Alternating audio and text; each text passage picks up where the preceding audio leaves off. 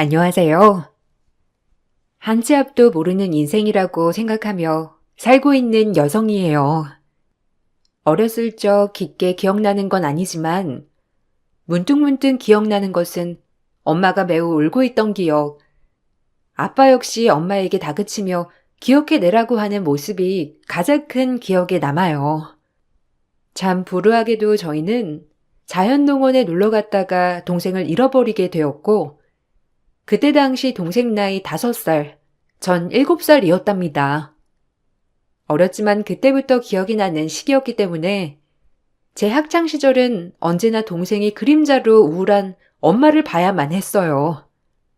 항상 자책하는 엄마와 지겹다는 아빠의 옆에 어떻게 하면 엄마를 웃게 할 수 있을까 고민하며 걱정으로 지새운 과거였죠. 다 내 잘못이야. 내가 그때 손만 놓지 않았더라면, 화장실에 혼자 가지 않았더라면 그럴 일은 없었다고. 우리 영원이 얼마나 컸을까? 너무 보고 싶다. 나 같은 거 살아서 뭐해? 내가 이렇게 밥 먹고 사는 것도 죄야. 영원인 길바닥에서 떨 수도 있는데 내가 미쳤다고 밥을 먹어? 엄마 자격도 없는데. 우리 영원이 보고 싶어. 내 딸. 한 번만 안아봤으면. 아, 제발 그만해. 이제 잊고 살 때도 됐잖아. 막말로 당신 때문에 우리는 꽂아놓은 보루자루처럼 이게 뭐냐고. 말해봐. 아빠, 엄마, 제발 그만해. 싸우지 마. 내가 영원히 찾아볼게. 그러니까 제발 엄마도 그만 울어요. 내가 더 잘할게. 네가 영원히를 대신할 수 있어? 넌 엄마 마음 절대 몰라. 우리 영원히 그 귀엽고 어린 게 얼마나 무서울 거야. 부유했던 집이었지만 그거와는 반대로 암울한 집안이었어요. 저 역시 엄마 때문에 동생을 잊고 산 적은 단 한 번도 없었답니다. 어려서 늘 동생의 꼬리표로 인해 저 역시 노이로제가 걸릴 지경이었지만 최대한 우울한 엄마가 어떻게 될까봐 티는 내지 않았죠. 그렇게 우울했던 집을 벗어나고 싶다는 꿈이 있었고 그렇게 만나게 된 게 예비 남편이었어요. 제가 운영하고 있는 인테리어 회사에 외주업체에서 일하는 직원이었는데 처음 보는 저에게 싹싹하고 친절한 모습이 사람을 기분 좋게 하였거든요. 사실 이 남자가 없으면 못 살겠다 싶을 정도가 아니라 그저 하루라도 빨리 집을 벗어나 완벽한 내 가정을 꾸리고 싶다였어요. 우리 엄마가 한번 보자고 하시는데 자긴 어때? 사실 내가 장남인데 결혼이 늦어져서 엄마가 걱정이 이만저만 아니거든. 어차피 우리가 결혼 얘기도 오가는 만큼 자기 부담스럽지 않으면 그냥 한번 얼굴이나 보고 밥이나 먹자는데? 나야 괜찮지. 그래. 어머님더러 말씀드려서 시간 정하는 게 좋을 것 같아. 어떤 분이실지 너무 기대되고 그렇네. 엄청 좋아하실 거야. 솔직히 우리 집 얘기라서 내 얼굴에 침 뱉는 꼴이지만 재수 씨를 엄마가 엄청 마음에 안 들어 하셔. 혼전 임신으로 사고쳐서 결혼한 동생 놈이 하나 있는데 그래도 동생에 비해 한참 모자란 재수 씨라서 엄마가 굉장히 반대했거든. 어머, 안쓰럽다. 그래도 애는 같이 만든 건데 왜 여자한테만 뭐라고 하는 거야? 당신도 그런 전제가 좀 깔려있는 것 같은데? 그러지 말고 잘해줘. 어린 나이에 결혼했다면 더더욱 친구들이랑도 멀어지고 그랬을 텐데. 역시 자기는 마음이 진짜 착하다니까. 내가 결혼을 잘하는 것 같아. 엄마도 아마 엄청 좋아하실 거야. 자기는 학벌도 좋지, 회사도 운영하는 능력녀지. 우리 엄마가 아마 정말 잘해주실 거야. 그러니까 우리 엄마 너무 무섭게 안 봐도 돼. 그럼 다행이네. 난 형제가 없어서 사실 당신이 좀 부럽기도 해. 그래서 결혼하면 형제들끼리 정말 잘 지내고 싶어. 그땐 대수롭지 않게 여겼어요. 그저 어린 나이에 혼전 임신해서 결혼한 시동생이라고 하길래 그렇구나 했고 제 친구들 중에도 더러 그런 친구들이 있었기에 안쓰러운 마음이 먼저 들었답니다. 하루라도 빨리 결혼을 하고 싶었던 저였던지라 그저 저만 잘 보이면 되겠다고 생각을 했었고, 그럼에도 안쓰러운 동서라고 생각하여 예비 남편에게도 좀 잘해주라고 했던 거예요. 그리고 사실 형제가 있는 남편이 부럽기도 하면서 제 욕심일지라도 형제들과 다복하게 지내고 싶은 마음도 들더라고요. 어머, 얼굴이 되게 익숙한 게 우리 가족 같네요. 우리 집 인사 오기 전에 내가 먼저 보자고 했어. 얼마나 궁금하던지. 애 아빠는 벌써부터 큰며느리라고 온 동네에 난리를 치는 거 있죠? 우리가 좀 주책이긴 하지. 아, 맞다. 아버님이 원두 공장 운영하신다더니 사실이에요? 학벌도 고려대 토목공학과 나왔다고 하고 내가 정말 놀랬잖아. 우리 아들 안목에. 지금 입고 있는 옷도 보통 세련이 아닌데 내가 진짜 이런 며느리를 바랬던 거거든. 어쩜 이렇게 첫눈에 내 이상형일까? 에이, 아니에요. 석구 씨도 정말 훌륭한걸요. 그래도 이렇게 마음에 들어해 주셔서 정말 감사합니다. 참 행복해요. 내 엄마다 생각하고 우리 편하게 지내자고. 내가 며느리가 있어도 마음에 썩 차지 않아서 지금 승주 씨가 너무 좋아. 늘 우울하고 어두웠던 집에만 있어서 그런지 이렇게 저를 밝게 맞아주시는 예비 시어머니에게 저 역시 감동을 했어요. 집이 잘 살지만 엄마 아빠를 기쁘게 해드리겠다는 마음 하나로 공부에만 매달린 제가 숨을 쉴 수 있는 창구같이 느껴졌답니다. 제가 결혼을 하겠다고 하자 엄마와 아빠는 그간 저에게 미안했던 마음을 하나둘 떨쳐 보이시며 펑펑 우시더라고요. 그 눈물에 죄송하기도 하면서 나 혼자 행복하겠다고 떠나는 것 같아 죄책감이 들며 엄마 아빠에게 죄송한 마음이 들었어요. 너한텐 정말 면목 없고 미안해. 엄마가 그래도 정신을 차리고 살았어야 했는데 너한테 못해준 거 투성이다. 그러게 말이야. 우리가 영원히 때문에 너한테는 늘 죄인이야. 너도 어린 나이였는데 아픈 것들만 보여주게 되었으니. 그래도 이렇게 장성해서 결혼을 한다고 하고 아빠가 면목 없고 정말 할 말이 없어.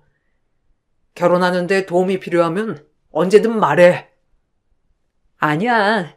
아이를 잃는다는 게 상상할 수 없는 고통인데 엄마 아빠도 잘 버텨줘서 고마워. 그리고 나도 미안해요. 사실 원망도 많이 했고 속으로 나쁜 생각도 많이 했거든. 근데 이렇게 엄마 아빠한테 미안하단 말 들으니 나도 미안하네. 나 이제 다 떨쳐버리고 잘 살게. 그러니까 엄마 아빠도 그냥 이제 우리 식구만 행복해지도록 노력해보자. 영원히 그만 생각하고. 그날 셋이 많이 울었어요. 사실 마음에 못한 말들이 더 많았지만 심신이 쇠약해진 엄마였기에 제대로 말을 하지 못했답니다. 그래도 엄마와 아빠는 제가 결혼을 준비한다고 하자 이것저것 신경을 써주며 어렸을 때 못다했던 것들을 해주시려 노력했고 오히려 저에 대한 미안함이 있으셨는지 신혼집까지 마련해준다는 아빠였어요. 이 이야기를 예비 남편에게 전달해주자 좋아하더라고요. 그리고 그땐 저도 이기적이었던지라 아빠가 해준다는 것을 덥석 받아도 되겠다고 생각이 들곤 하였죠. 그동안 아빠 엄마에게 받은 무관심이 다였으니 이런 거는 아빠가 당연히 해줘야 한다라고 생각이 깔려 있었던 못된 딸이었어요. 와, 진짜? 장인어른 진짜 통 크시다. 하긴, 그러니까 공장을 크게 하나 운영하시지. 그래도 그 지역에 그 집값이면 어마어마할 텐데. 와, 나 땡겨본 거 아니야? 나한텐 자기가 보물이지만 그래도 막상 집을 해주신다니 너무 좋네. 그러게. 아빠가 아무리 여유 있어도 많이 부담이실 텐데 그래도 우리 행복하게 살라고 해주신 선물이니 감사히 받자. 당연하지. 마누라가 예쁘면 처가댁의 말뚝박아 절을 한다는데 내가 딱 그 짝이네. 나 당신 만나고 인생 폈다. 우리 엄마가 들으면 진짜 어떠실까? 아마 싱글벙글이실걸? 가뜩이나 당신 좋아가지고 빨리 결혼 날짜 당기라고 하는데. 예뻐해주니 감사하지. 아, 맞다. 그 당신 동생네 부부랑 언제 한번 따로 밥 한 끼 하고 싶은데 시간 있으려나? 그래도 형제가 딱 둘인데 이렇게 잘 지내면 좋잖아. 나도 형제가 없기도 하고 돈독한 우애를 느껴보고 싶었거든. 왁자지껄하게. 에이, 나중에 천천히 해도 될 일인데 뭐. 그리고 내가 그때 말했잖아. 그 재수씨가 좀 하여튼 제 정상이 아니야. 당신이랑 가깝게 지내는 거 난 반대야. 당신같이 공주 같은 사람이 재수씨랑? 아유, 생각만 해도 끔찍하다. 신경 쓰지 마. 뭐가 어때서? 그리고 내가 무슨 공주야. 그냥 평범하지. 당신도 너무 당신 재수씨한테 색안경 낀 거 아니야? 난 내가 만나보기 전까지 그런 거 신경 안 써. 그래도 동서지간에 딱 둘밖에 없는데 이왕이면 잘 지내는 게 좋을 거잖아. 같이 밥 먹는 자리를 마련하고 싶었을 뿐인데 예비 남편은 한사코 그것을 거절하였어요. 사실 사람을 약간 돈으로 차별하는 것 같은 생각이 들어서 기분이 좋진 않았지만 먼저 겪어본 예비 남편의 말이기 때문에 저 역시 그러려니 하던 시기였답니다. 그러던 중 제 친구에게 긴박한 소식을 전해 듣게 되었고 그 소식으로 인해 저희 집에도 신랑 같은 희망의 기대가 생겼어요. 영원히 소식 아직 모르지? 아니, 나 아는 오빠네 친구 집인가? 업둥이 살다가 시집 온 친구가 있더래. 정말 어린 나이에 시집 온 데다가 그 업둥이로 길러진 집에서 엄청 차별받았었나 봐. 돌팍으로 시집을 택한 거지. 근데 꼭 말하는 게 네 동생이랑 비슷하더라? 뭐 잘은 기억 안 나는데 지금으로 치면 에버랜드 같은 곳에 놀러 간 기억이 있다고 하면서 혹시 네 동생 아니야? 나이를 잘은 짐작하진 못하는데 우리랑 비슷한 또래인가 봐. 혹시라도 만나면 얼굴이라도 기억할 수 있을까 말해주는 거야. 어머, 맞아. 자연농원. 혹시 그 친구 만나볼 수 있을까? 아니, 번호만 알 수 있나? 연락은 내가 해볼게. 당연하지. 연락처 물어봐서 꼭 알려줄게. 아니, 진짜 네 동생 맞았으면 좋겠다. 너희 어머니 봐서라도 제발. 그렇게 연락처를 받게 되었고 그 친구와 전 만남에 약속하지 정했어요. 하지만 만나는 게 왜 이리 어려운지 번번이 파투를 내는 친구더라고요. 막상 일이 잦고 이렇게 파투가 나니 제 동생이 아닐 거라는 생각이 강하게 들면서 화가 밀려오더라고요. 사실 이런 적이 많았던지라 역시나 이것도 해프닝일 거라는 생각이 화가 났었고 일부러 만나지 않는 거다라고 생각을 하게 되었죠. 지금 벌써 만남이 3번째 파투네요. 혹시 거짓말이었는지 아니면 진짜로 만나고 싶은데 못 만나는 건지 말씀해 주실래요? 아, 죄송합니다. 제가 만나려고 할 때마다 집에 일이 생겨서요. 정말 죄송해요. 제가 꼭 연락드릴게요. 미안합니다.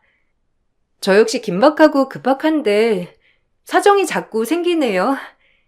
제가 혼자 사는 몸이 아니라 이런저런 신경 쓸 게 많거든요. 연락드릴게요. 됐고요. 별로 만나고 싶지 않은 모양새고 만나고 싶었으면 진작에 만났겠죠. 무슨 남가북도 아니고. 됐습니다. 그 친구와의 문자는 여기서 마무리가 되었어요. 그리고 연락이 없었습니다. 저희 엄마도 혹시나 하는 마음이었기 때문에 이번 일에 굉장히 실망을 하게 되었고 저 역시 마음을 접게 되었어요. 뭔가 찝찝함이 있었지만 결혼 준비로 너무나 바빴었기 때문에 사실 이렇게 신경 쓸 겨를이 없더라고요. 그저 그동안 늘 겪어왔던 수많은 해프닝 중 하나일 거라고 생각하며 결혼 준비를 했어요. 아유, 우리 며느리 너무 예쁘다. 너네가 고급스러워서 그런가? 뭘 입어도 이렇게 태가 나니? 역시 있어 보인다니까? 엄마는? 우리 승주가 어떤 애인데? 진짜 뭘 입어도 고급지지? 솔직히 걸치는 거, 하고 다니는 행색, 다 엄마 스타일이지? 아이, 그럼. 안목마저도 내 스타일이다. 이래서 보고 자란 걸 무시하지 못한다는 거야. 둘째네 봐라. 보면 짜증부터 나잖니? 어머님, 이 원피스 마음에 드신다니 사야겠네요. 석구 씨 친척분들 뵈러 갈 때 입으면 될 것 같은데 괜찮으세요? 아유, 말해 뭐하니? 아주 마음에 쏙 들어. 그리고 이런 거 안 사줘도 된다니까. 꼭 사주고 그러니? 아유, 잘 어울려? 어때? 엄마야말로 말해 뭐해. 승주가 사준다고 할 때 어서 얻어 입으세요. 며느리 잘 둔 덕에 이런 것도 있고 좋으시죠? 당연하지. 내가 이제야 며느리를 본 것 같다.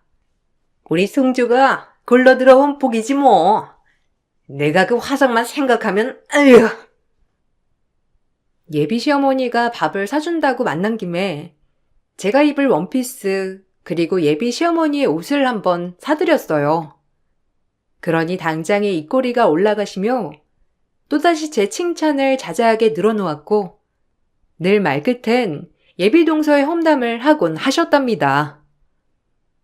이제 뭐 가족이 될 거니까 말하는 건데 내가 진짜 속이 많이 상했었거든. 내 나이보다 한 10년은 늙어 보이지? 이게 다 걔 때문이야. 없이 살다가 애나 덜컥 가져가지고 우리 집에 들어왔는데 답답하고 해온 것도 없이 밥만 축내가지고 내가 얼마나 볼 때마다 속이 터지는데. 그래도 끝까지 붙어 있는 거 있지? 근데 이렇게 예쁜 며느리 얻어서 다 풀렸어. 에이, 그래도 얘기 들어보니까 어린 나이에 시집 오기도 했고 고생도 많이 한 것 같은데 좋게 봐주세요. 지금 어머님이 참 상냥하신데 그렇게만 하셔도 예비동서도 어머님한테 더 잘할 거예요. 그럼 아마 더 웃을 일이 많으실걸요? 어머, 우리 며느리 감동이야. 어쩜 이렇게 너는 말을 천사처럼 하니? 역시 있는 집 자식이라 다르다. 이래야지. 늘 얘기 끝에 예비동서 험담을 하는 예비시모가 불편해지기 시작하더라고요. 언젠가 저한테도 저렇게 칼날을 내세울 것 같은 마음이 들었고 지금이야 집이며 옷이며 제가 다 해드린다고 하니 좋아서 저러지만 결혼하면 달라질 것 같은 생각도 들었거든요. 그래도 잘 넘겨봐야지 하며 결혼의 코앞까지 오게 되었고 온 가족들을 만나는 자리가 있던지라 예비시댁에 방문하게 되었답니다. 그리고 예비시댁에 인사를 갔더니 드디어 동서라는 사람을 마주할 수 있게 되었고 인상이 매우 좋더라고요. 예비시모와 예비남편이 해준 얘기와는 전혀 다르게 인상도 좋고 친절하니 오히려 시댁 식구들보다도 고급진 인상이었어요.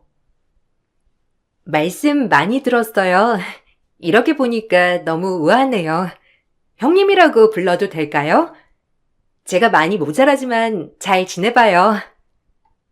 아, 그래요. 저도 진짜 보고 싶었어요. 형제가 딱 둘뿐이기도 하고 앞으로 가족이 될 거니까 우리 가깝게 지내보도록 해요. 네, 말씀 편하게 하세요. 어차피 형님 되실 거고 이제 가족인데요 뭐.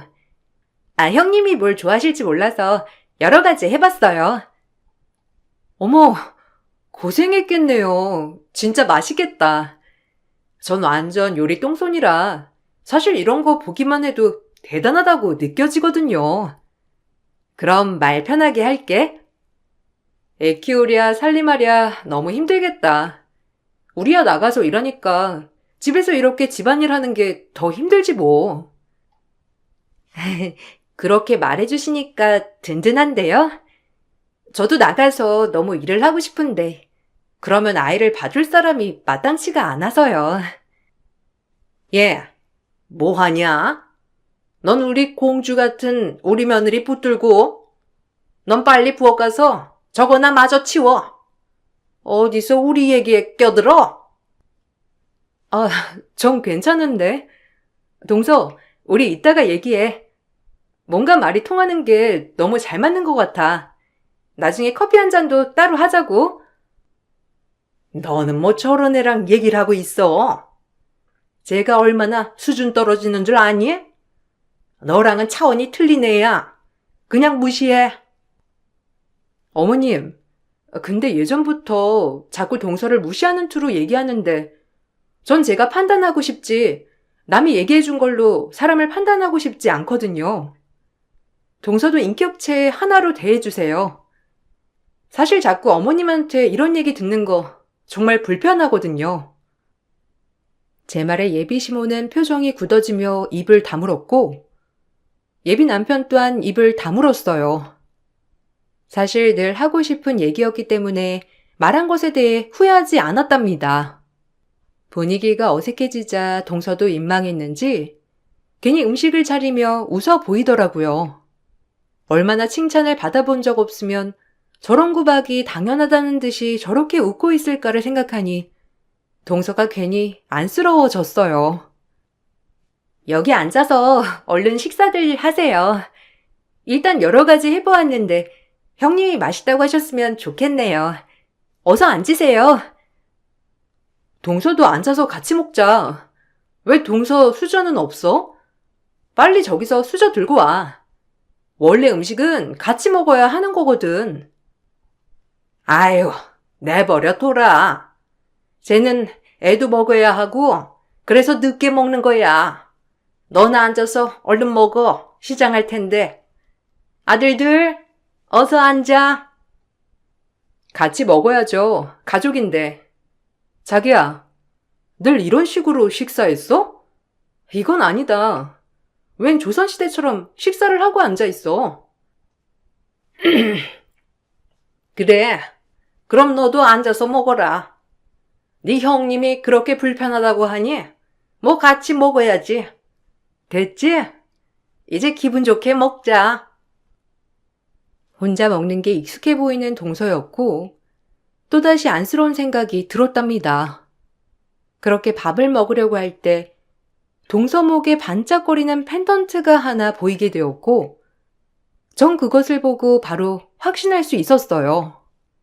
어려서 헤어진 동생이라는 것을 말이죠. 그 펜던트는 전 세계 어디에서도 구할 수 없는 저희 엄마의 사랑이 담긴 핸드메이드 펜던트였거든요. 그걸 보자마자 확신했어요. 동서, 그 펜던트 어디서 받은 거야? 아니, 어디서 받을 리가 없지. 세상에 하나뿐인 펜던트니까 엄마가 만들어준 거잖아. 이걸 아세요? 엄마라니. 어려서부터 차고 있던 거예요. 이게 혹시라도 제 가족을 찾을 수 있을까 싶어 애지중지했던 거고요. 이 목걸이에 대해서 아신다면 그럼 제 부모님도 아시겠네요? 어떻게 된 건지 얼른 말해주세요. 사실 제가 사연이 많거든요. 아마도 그 목걸이가 어려서부터 쭉 안 빠지고 걸려 있었다면 동서가 내 동생이 맞을 거야. 일단 우리 유전자 검사부터 하자. 네? 동생이라뇨? 아니, 이게 어떻게 된 일인지. 그럼 형님이 제 언니라는 거예요? 그 목걸이 정말 똑같은 거네요? 봐봐. 우리 똑같은 목걸이잖아. 나도 한 번도 뺀 적 없어. 혹시나 동생이 찾고 있을 거란 생각을 많이 했거든. 그 후엔 사실 정신이 없어서 기억이 잘 안 나요. 밥을 먹으려고 하다가 동서를 데리고 뛰쳐나왔고, 뒤에선 어리둥절해하는 예비 시모와 예비 남편이었어요. 그리고 유전자 검사를 하기 전 동서와 밤새 대화를 했답니다. 어렴풋 기억나는 놀이공원에서의 일화, 그리고 친구가 알려준 전화번호의 주인공이 동서가 맞더라고요. 동서는 하루 종일 살림하고 애를 보느라 집에서 외출조차 제대로 할 수 없었다고 했고, 그럼에도 갈 곳이 없어서 그 집에 붙어 있어야 했다고 했어요. 외출 한번 하려고 하면 시어머니가 막말에 애를 가지고 압박을 일삼았다고 하여 동서는 꼼짝없이 노비처럼 집에서 일만 했다고 하더라고요. 그리고 그동안 얘기를 해주었는데 제가 동생을 잃어버린 경로와 똑같았습니다. 역시나 제 동생임을 확신하게 되더라고요. 길을 잃어 업둥이로 한 부부집에 들어가게 되었고, 지금까지 친자식들과 차별을 받으며 살았다고 하더라고요. 그동안 살아온 세월에 대해 이야기하는데 정말 눈물이 주룩주룩 흐르면서 슬펐어요. 그리고 날이 밝고 유전자 검사를 하게 됐고, 결과가 나오는 동안 동서는 집에 들어가 이 모든 사실을 고하며 집을 나올 준비를 했답니다. 저 역시 그 결과가 나오기 전에 부모님께 제가 동생을 만나게 된 경위를 얘기를 했고, 부모님은 당장이라도 동생을 만나고 싶다며 발벗고 나서게 되었어요.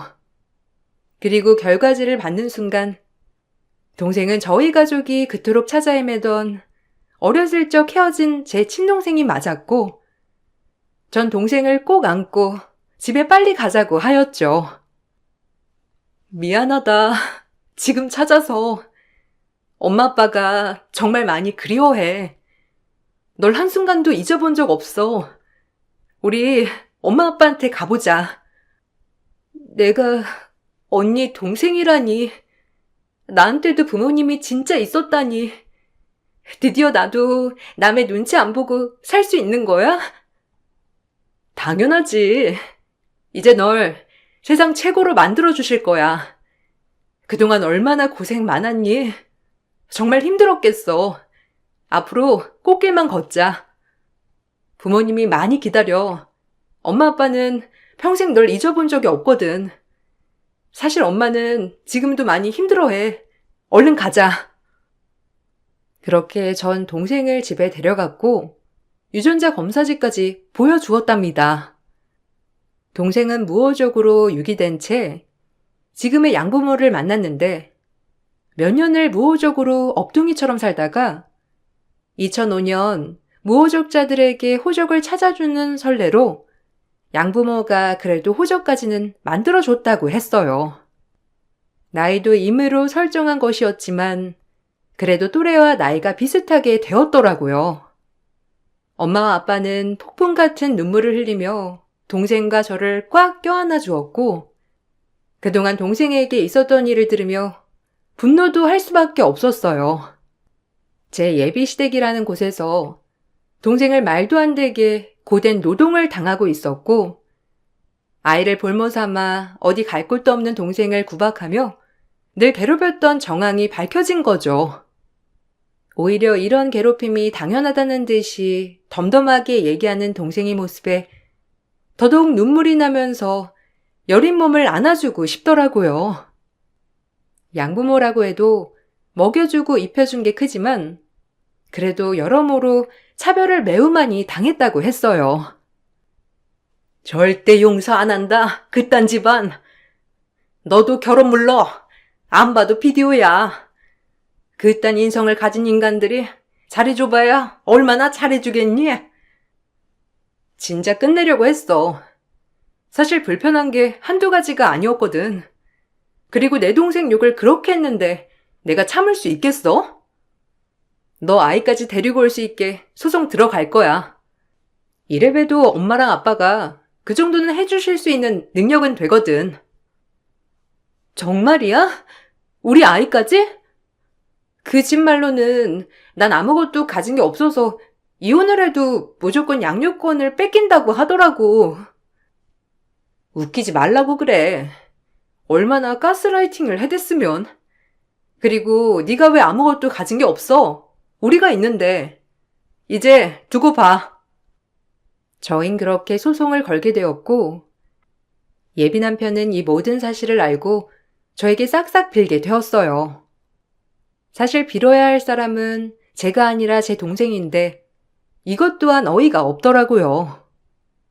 제 동생에게 함부로 대한 것이 용서가 정말 되지 않아서 저 역시 예비 남편과 예비 시모에게 막말을 하게 되었고 제 막말에 예비 시모는 뒷목을 잡고 쓰러지기 일보 직전이었답니다. 우리가 네 동생인 거 알았겠니? 그리고 오갈 데 없는 거 받아주고 살게 해줬더니 이제 와서 칼을 겨눠? 어떻게 그래? 네 동생이 말을 지어내서 그렇지? 우리가 얼마나 잘해줬는데. 솔직히 지주제에 우리 아들 같은 사람 만날 수나 있었을 줄 알아? 그래서 그렇게 허구한 날 욕했나요? 불쌍하게 생각하지 못할 망정 어른이 돼가지고 절대 용서 안 합니다. 그리고 저도 결혼 안 해요. 당신이랑 저 사람 얼굴만 보면 제 동생이 그동안 당해왔던 일들이 떠올라서 화만 나니까 이 결혼 없는 게 맞아요. 그리고 당신 아들들 잘난 거 하나 없잖아. 집 해줄 능력 있는 부모가 있어? 빵빵하게 지원해줄 부모가 있어? 내 배경 생각해서 나한테 설설 기었던 주제에 내 동생은 아무것도 없는 것 같으니까 그렇게 사람 취급 안 했나요? 이유 막론하고 절대 용서 못해요. 아 진짜 왜 그래 갑자기? 우린 좋았잖아. 아니면 아예 엄마 보지 말고 살자. 어? 그러면 되잖아. 내가 다 맞출게. 엄마 보지 말라고 하면 안 볼 거니까. 그러니까 우리는 결혼하자가. 내가 너한테 얼마나 맞추고 살았는데 네가 이제 와서 그러면 안 되는 거잖아. 내가 너한테 얼마나 설설 기었는데 이래? 네 동생한테도 사과할게. 우린 우리니까 계속 결혼 준비하자. 너도 내 동생 무시했잖아. 그리고 네 엄마를 어떻게 안 보고 사니? 딱 보니까 아주 찰떡궁 모자지간인 것 같은데. 됐어, 끝내. 그리고 벌써부터 엄마까지 버린다고 하는 네 심보를 보니 돈에 눈이 단단히 돌아도 제대로 돌았구나. 진짜 무서운 놈이다. 전 그렇게 파혼을 통보했고 드디어 예비 시댁에게 피눈물 나는 복수를 시작했답니다. 25년 전 헤어진 내 동생을 만난 그 순간부터 돈에 목숨 건 돈만 밝히는 시댁 반전 참교육이 들어갔거든요. 여동생은 시댁을 상대로 정신적 피해 보상과 남편에겐 이혼 소송, 위자료 청구 소송을 들어갔어요. 알고 보니 동생 남편도 정말 개차반이 따로 없더라고요. 밥 먹듯이 외도해 그래도 잘났다고 큰소리나 뻥뻥 쳐댔거든요. 그래도 동생은 똑똑하게 그동안의 시댁 사람들에게 독서를 들은 내용을 다 녹음해 두었고 남편의 외도까지 증거를 제출했답니다. 소송 비용과 최고의 변호사를 선임해준 덕분인지 법의 판결은 동생의 승소로 끝이 났어요. 양육비나 꼬박 보내. 그리고 이제 예전의 나 아니니까 함부로 골 생각 마. 네가 그렇게 무시하던 내가 어떤 사람인 줄 이제 알겠니? 꼴랑 볼 것도 없는 것들이 지들보다 미친 것 같으니까 함부로나 굴고. 이러니까 인격이 있다고 하는 거야. 아, 어떻게 무자르듯 그러냐? 나도 처가덕 좀 봐야 되는 건데. 그동안 네가 나한테 해준 게 뭐가 있어? 나도 덕 좀 봤어야지. 뭐? 너 말 다 했냐? 내 동생 그렇게 무시해놓고 무슨 덕을 본다고?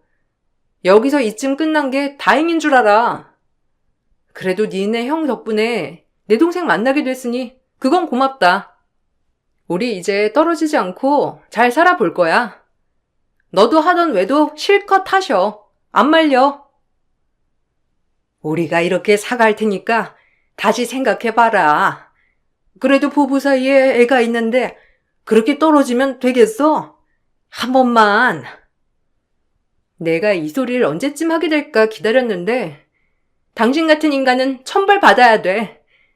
지아들 잘난 것도 없으면서 목이나 빳빳이 들고 지아들 귀한 줄 알면 남의 딸 귀한 줄도 알아야지.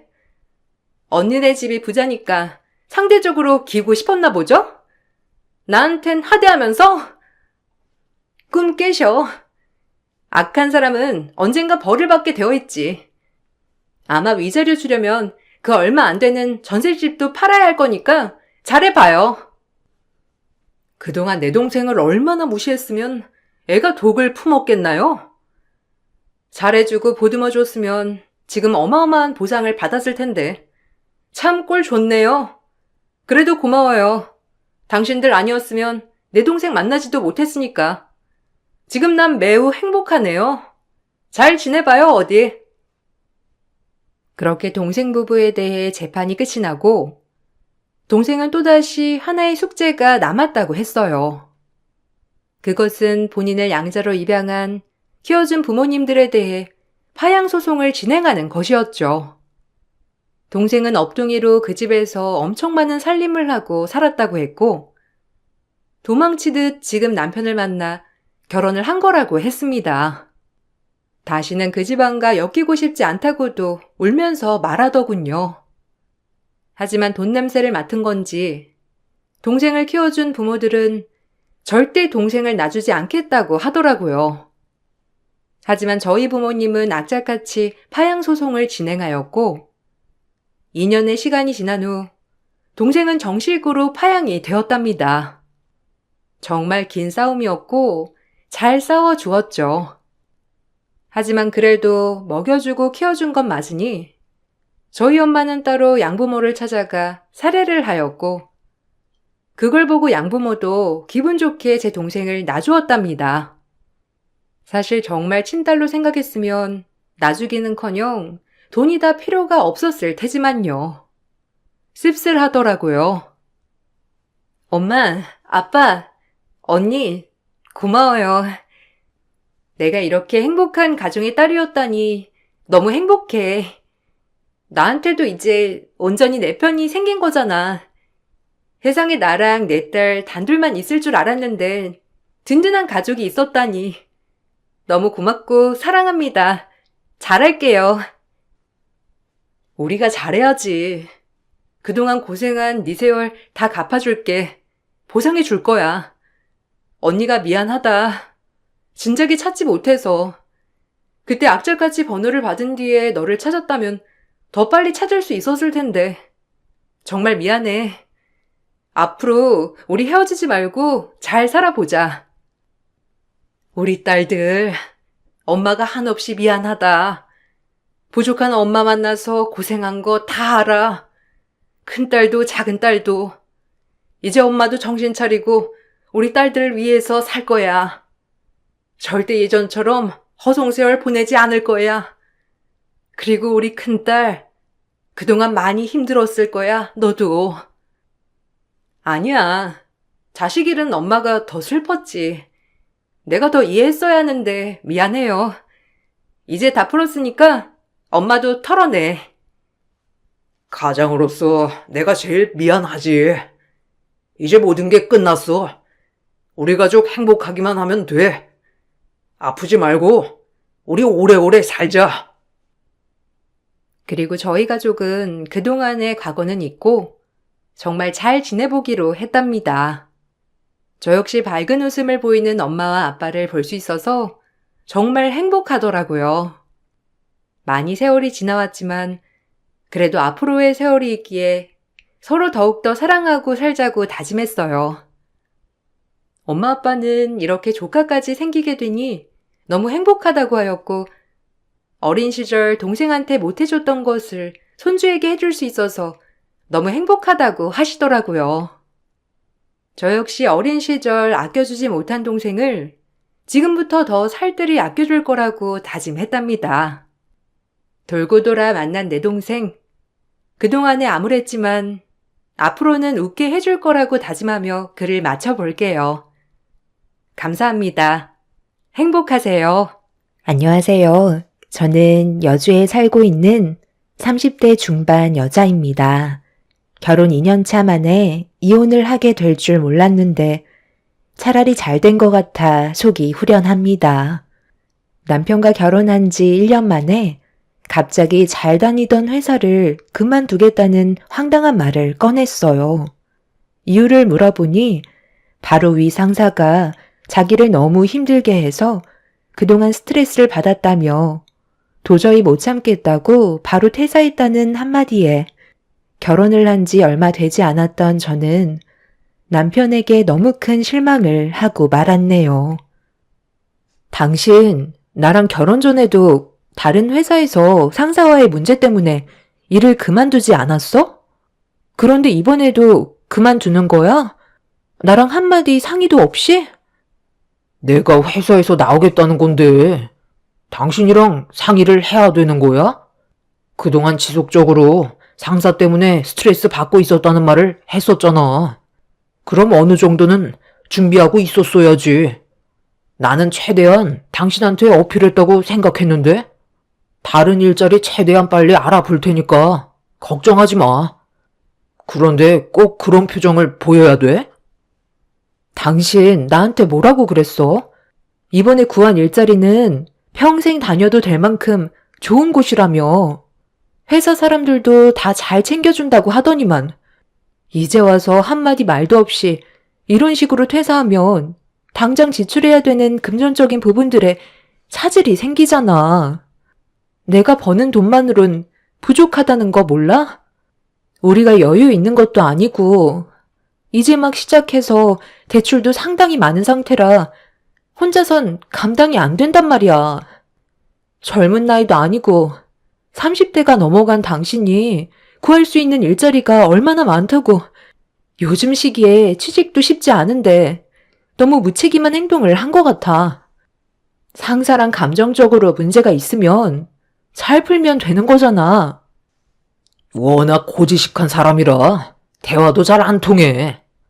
당신은 내가 힘들어서 그만뒀다는데 그게 그렇게 마음에 안 들어? 이번 달 안에 새로운 일자리 구하면 되잖아. 남편은 자기의 마음을 알아주지 못한다면서 집에 들어왔다가 다시 밖으로 나가 버렸어요. 계획했던 일들이 퇴사를 함과 동시에 모든 게 무너져 버린 상태였죠. 한참의 시간이 지나고 들어온 남편은 술이 머리끝까지 취해선 자기 몸 하나 가누지 못해 방으로 들어가 쓰러져 잠이 들어 버렸고 아무런 걱정 없이 행동하는 남편의 모습이 너무 실망스러워 한숨만 나오게 되었네요. 결혼 초기부터 이런 일이 생기니 앞으로의 결혼 생활이 두려워지기 시작했어요. 그래도 집안의 가장인데 최대한 빠른 시일 내에 안정적인 일자리를 알아볼 거라 믿고 아무 말 없이 기다려왔었는데 집에서의 백수 생활은 생각보다 오래 걸리고 있었습니다. 저는 하루하루가 말라가는데 남편은 도통 일자리를 구할 생각을 하지 않고 있었어요. 결국 남편과의 갈등이 점점 깊어졌고 화가 올라와 버린 저는 남편에게 불만을 털어놓았습니다. 당신, 나랑 결혼한 이유가 뭐야? 집에서 게임만 하려고 나랑 결혼한 거야? 내가 벌어다 주는 돈으로만 먹고 살려고 나 속인 거냐고. 이건 충분한 이혼 사유 해당되는 거 알지? 나한테 어떤 상황인지 말도 안 해주고 밖에서 힘들게 일하고 퇴근하면 당신은 맨날 게임이나 하고 있는데 내 속이 지금 얼마나 타들어가는지 알아? 계속 이런 식이면 우리 같이 살아갈 수가 없어. 당신이 생각하는 결혼 생활이 이런 건 아니잖아? 앞으로 어떻게 할 건지 확실하게 말을 해봐. 내가 하루 종일 놀았을 것 같아? 나도 이리저리 일자리 알아보고 있다가 잠깐 머리 좀 식히려고 게임 좀 했던 것뿐인데 당신이 앞뒤 상황을 모르니까 내가 하루 종일 노는 것처럼 보이는 거야. 몇 군데 면접 자리 알아놨으니까 좋은 결과 있으면 알려줄게. 사람이 너무 조급하면 하던 일도 제대로 못하게 된다고. 침착하게 좀 기다려봐. 나도 적은 나이 아니라는 거 잘 알기 때문에 최대한 신중하게 결정하려는 거니까 숨 막히게 계속 뒤에서 긁어대면 금방 지친다고. 그럼 면접 자리 잡혀 있는 거 나한테 확인을 좀 시켜줘봐. 당신이 나한테 믿음을 주지 않으니까 내가 불안해서 그래. 어디 면접 보는 건데? 남편은 제 말이 끝나자마자 보여주었는데 3군데의 면접 일정을 잡아놓은 상태였어요. 그걸 본 저는 안심이 되었고 남편도 어느 정도는 생각이 있는 줄 알았습니다. 그런데 다음날 퇴근을 하고 들어왔는데 남편은 전날과 똑같은 모습을 하고 있었습니다. 그날 전화 한 통 없어서 걱정을 하고 있었는데 아무것도 하지 않고 그냥 TV만 보고 있길래 면접은 어떻게 됐냐고 물어보니 아무 말도 하지 않더라고요. 면접 보러 가는 날 아니냐고 다시 되묻자 남편은 3군데 다 마음에 들지 않았다면서 한껏 기대에 부풀었던 저를 힘 빠지게 만들었네요. 그날 잘 먹지 않았던 술까지 먹게 되었고 남편은 제 눈치를 살피기 시작했어요. 최대한 빠른 시일 내에 다시 알아보겠다며 신중할 필요가 있어서 그런 거라는 말을 했지만 남편에 대한 믿음은 날이 가면 갈수록 바닥으로 떨어지고 있었습니다. 그렇게 또 다시 하루 이틀이 지나고 어느새 한 달이 훌쩍 넘어가 버렸네요. 그런데 시댁에 모임이 있어 주말에 잠깐 다녀와야 했는데 남편이 갑자기 제 손을 잡았어요. 뭐 하는 거야? 나 지금 당신 손 잡을 기분 아니니까 이거 놓고 얘기해. 뭘 바라는지 모르겠지만 이런다고 내 마음 전혀 풀리지 않아. 갑자기 왜 그러는 건데?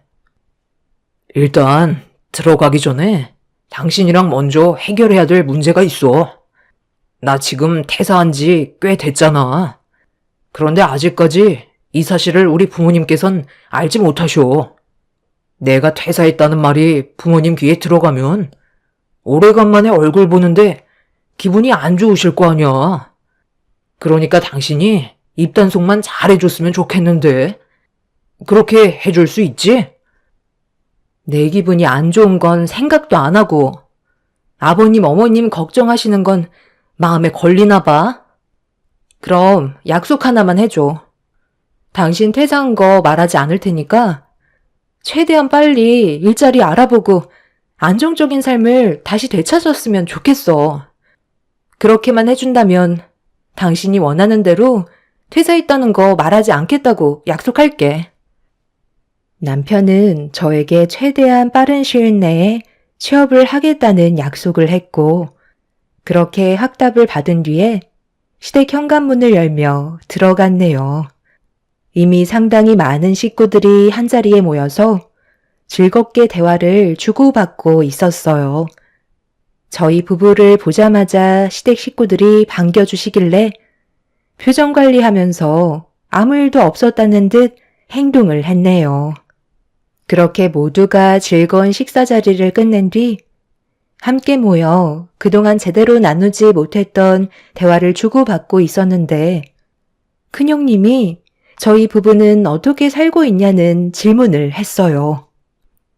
둘이 결혼한 지 벌써 1년이나 지났는데 요즘도 연애했을 때랑 똑같아? 보통 결혼하면 환상이 깨져버린다고 하잖아. 우리는 서로 못 잡아먹어서 난리지만 동서랑 서방님은 한창 깨가 쏟아질 때잖아. 앞으로 어떻게 살아갈지 계획은 잘하고 있고 신혼부부이긴 하지만 나이가 있다 보니 아이 계획도 생각하고 있을 텐데 내 생각엔 아이는 하루라도 빨리 가지는 게 좋거든. 나이가 들어갈수록 아이를 가지는 것도 힘들지만 키우는 것도 많은 어려움들이 생길 거야. 저희도 다 생각하고 있어요. 아이도 계획하려고 준비 중이고요. 요즘 너무 할 일이 많다 보니 정신이 없어서 잠깐 숨 좀 돌릴 수 있을 때 아이를 가지려고요.